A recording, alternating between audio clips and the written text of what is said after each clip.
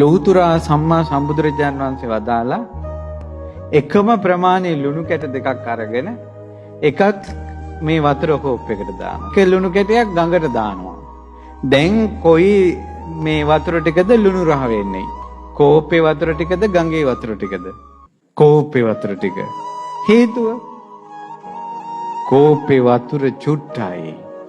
ගඟේ වතුර ගොඩාක් නිසා අර වැටිච්ච ලුණු කැටේ දැනුනේවත් නැහැ. ආන්නේ වගේ හිතේ ගුණධර්ම පොඩ්ඩයි. කරුණාව පොඩ්ඩයි. මෛත්‍රිය පොඩ්ඩයි. කරුණු කාරණා තේරුම් ගැනීම අඩුයි. සද්ධාව නැහැ. අන්සාර දුකෙන් නිදහස් වෙන අදහසක් නැහැ. සසරේ භයානකම තේරෙන්නේ නැහැ. හිත පටු වෙච්ච මිනිසයාට මැස්සෙක් මරණයක ඇති නිරේ යන්න. මඳුරුවෙක් මරණයක ඇති නිරේ යන්න. අනිත් පව් ගැන කවර කතාවක්.